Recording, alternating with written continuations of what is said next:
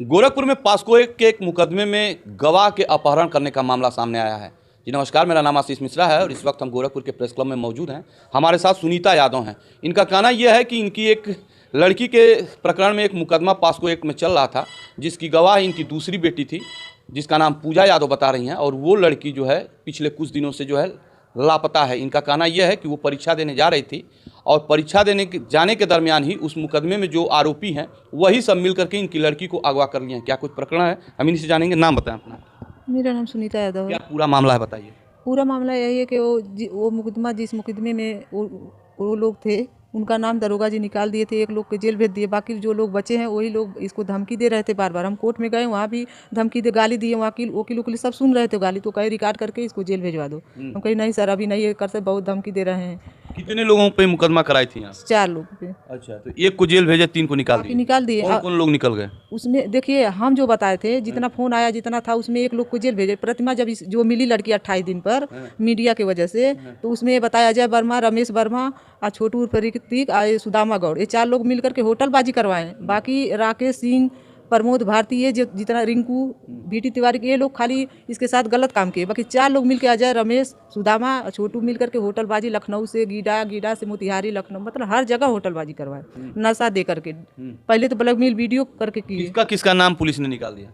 यानी सबका निकाल दिया है। किसको जेल भेजा? खाली सुदामा गौड़, जिसके ऊपर कई मुकदमे दर्ज थे, उसको जेल भेज दिया। बाकी जितना लोग थे, हर प्रूफ दिए, हर मोबाइल से दिए, पर दरोगा जी सबका नाम निकाल के 164 मिनट को डेरवा धमका के प्रतिमा को 164 में एक लोग का नाम बोला, जिसका नाम सुदामा गौड़ था। अच्छा, अभी जिस पे आरोप लगा रही हैं अपहरण का, वो कौन कौन लोग हैं? वो चंद्रजीत सिंह सैथवार है, अजय वर्मा, रमेश वर्मा, ये सुदामा की पत्नी है, जो पैसा लेन देन के लिए बोली कि रफा दफा मुकदमा कर दो। तो हमने, ये प्रतिमा भर्ती थी उस समय मेडिकल कॉलेज में, 18 दिन भर्ती रही है। उसके बाद हमने कहा कि अगर जो अपने पति तक तुम्हारे रहता तो माफ़ कर देती, पर ये जो होटलबाजी करवाए है, जो इतना इज्जत गया, सब कुछ खत्म हो गया हमारा, का इससे हमारा वापस आ जाएगा इज्जत। वो बोली कि एक बार कहा मेरे पति वर्ग को तब करवाइए, कहा और लोग को छोड़ दियो। तो हम कहे तुम्हारा पति बंद है, वही बता सकता है कौन कौन लोग हैं। कहे तुम्हारी लड़की नहीं बता रही है। हमने बोला कि मेरी लड़की तो बता ही रही है, लेकिन उसमें दरोगा जी का गलती है ना। कब गायब हुई है आपकी लड़की? ये दूसरी वाली लड़की की पहली वाली, दूसरी वाली 5 तारीख को 7 बजे। यही गवाह थी? हाँ, यही गवाह थी। इसका गवाही भी हुआ था। ये गवाह में सही सही बता दी थी। अगली बार हुआ कि कभी जज साहब का ट्रांसफर हो गया, अभी आए नहीं, ऐसे करके 3 महीना बीत गए। उसी बीच कुछ लोग का धमकी दे, मतलब गाली गुप्ता, मतलब हर चीज़ रिकॉर्डिंग मेरे पास है, वो भी हम दिखा सकते हैं। उसके बाद गाली दिया कि पैसा कौड़ी से लेके मुकदमा रफा दफा कर दो। हमने कहा नहीं करेंगे। वो बोला नहीं, मतलब इतनी गंदी गाली है कि समझ लो कि कहना भी मुश्किल। जो आरोपी थे वो गाली दे? आरोपी की तरफ से जो लड़का, जो लड़का गायब इसको किया, जिसके जरिए ये लड़का बहुत गंदी गाली दिया, पैसा का लेन देन कहा, हम नहीं करेंगे पैसा। इस मामले में मुकदमा दर्ज हुआ? इसमें दर्ज है। उसी दिन 5 तारीख को हम कचहरी गए, एप्लीकेशन लिखाए। उसके बाद पीपीगंज गए, वहाँ कहे कि नहीं बरगदवा में जाओ। फिर बरगदवा आए तो एक लोग कहे कि नहीं पीपीगंज में फिर जाओ। फिर हमने पीपीगंज गई, फिर बरगदवा भेजे, फिर बरगदवा गई, फिर भेजे फर्टिलाइजर गई, फर्टिलाइजर से फिर कहे बरगदवा जाओ, बरगदवा फिर कहे पीपीगंज जाओ। पीपीगंज से ऐसे दौड़ते दौड़ते हमारा हालत ख़राब हो गया। उसके बाद हमने सर कहा कि बताइए आप लोग ऐसा काहे कर रहे हैं? कह रहे हैं कि आपके दबाव से। तब एक अधिकारी से बातें कर ही रहे थे, तब तक हम बोल दिए कि सर ये बताइए, अगली लड़की के साथ होटलबाजी हुआ, इसके साथ इसको गवाह बनाकर उठाएगा, बताए हम कैसे जिए, कैसे क्या करें? तब तक वो अधिकारी सुन गए होंगे, तो बोले नहीं इसका मुकदमा कर दीजिए। तब उसके आधार पे ये मुकदमा एसओ साहब की है। कहाँ मुकदमा हुआ? पीपीगंज। कोई कार्रवाई हुई? नहीं, कोई कार्रवाई नहीं। फिर हमको बुलाए। कितना दिन हो गया इसमें? गायब हुए बच्चे 5 तारीख को, 5 तारीख को 7 बजे गायब हुई। वो बोले कि ये दरोगा थे जो गौरव त्रिपाठी हैं, वो कसम खाए अपने टेबल का, मैं आपका साथ देता हूँ, आपका सहयोग भी करूँगा, जो भी पैसा कौड़ी होगा खर्च भी करूँगा। हमने कहा नहीं, हमको कुछ भी नहीं चाहिए सर, पैसा कौड़ी कुछ भी, खाली हमारी लड़की मिल जाए, वो बता दे किस जगह है, कहाँ है। अगर जो अपने मर्जी से हो, कुछ भी हो, एक बार बता तो दे सकती है ना।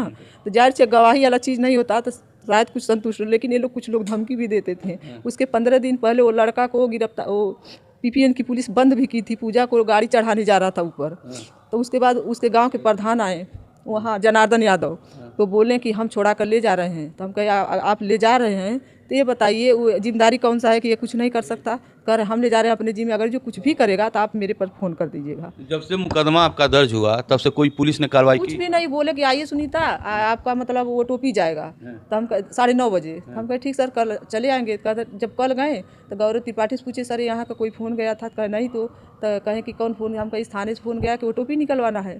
तो थाने जब गए तो अब मेरा फ़ोटो खिंचवा लिए साथ में और रिपोर्ट लगा दिए। मैं संतुष्ट हूँ, मैं कार्रवाई कर रहा हूँ, इससे मैं संतुष्ट हूँ। तो हमने जब वकील के यहाँ गई एप्लीकेशन फिर लिखवाने कि वकील कहे नहीं, बार बार एप्लीकेशन लिखवाने से कोई फ़ायदा नहीं है। जब कार्रवाई नहीं हो रही है तो एक बार आप बाबा के दरबार में फिर चले जाइए। मैंने मुख्यमंत्री के समझ लिए मुख्यमंत्री दरबार में कईयों बार गई, रात भर रुके, पर वहाँ के जो सीओ साहब होते हैं कौड़िया के, वो मेरा एप्लीकेशन ले लिए थे। हर अधिकारी एप्लीकेशन ले करके जितना बार जाते थे ले लेते थे। हम मिलवाएंगे बाबा से, हम मिलवाएंगे, परेशान मत होइए। कोई बगल में खड़ा था, सर कुछ कीजिए बाबा तक ये खबर न जाने पाए। तब ने हम वहाँ हल्ला बहुत किए, मतलब बहुत हंगामा किए। उसके बाद सब लोग चीन गए। हर अधिकारी के पास जाती हूँ, मेरा कोई सुनवाई नहीं होता है। इस तरह से हम सब क्या चाह रही हैं? हम यही चाह रहे हैं हमको न्याय मिले। एक तरह से हम इसमें हर तरह से जेवर, 1 लाख का जेवर, 1,20,000 पीएफ का पैसा जो 10 साल से मेरे पति का बचा हुआ था, शादी के लिए रखे थे, सारे लगा करके कहीं 5,000 कहीं 10,000, हाई कोर्ट जाने में 10,000, यहाँ 5,000 7,000, हर वकील को 500 तो खाली फीस चाहिए हर तारीख पे। ये सब कहाँ से आ रहा है आखिर? ऐसे करके हम लोग परेशान हैं। हम सोचे कि पहली बेटी के साथ ऐसा हुआ, फिर माफ़ कर दिए, फिर ये दूसरी के साथ हुआ, कल तीसरी बेटी 13 साल की है, उसके साथ भी हो सकता है। तो ऐसे करके हम कहाँ जाएँ? ये सुनीता यादव हैं, इनका घर पीपीगंज थाना क्षेत्र में है। बड़ा गंभीर समस्या है इनकी पहली बेटी का अपहरण कुछ दिन पहले हुआ था। उसी मामले में जो है मुकदमा जो है लंबित है और उसी में इनकी दूसरी बेटी भी जो है गवाह बनी थी। अब गवाह को ही जो है आरोपी उठा ले गए। पूरा मामला आधार में लटक गया है। अब ऐसे मामलों में क्या होना चाहिए, प्रतिक्रिया जरूर दीजिएगा। फिर होगी मुलाकात अगले खबर के साथ, तब तक के लिए नमस्कार।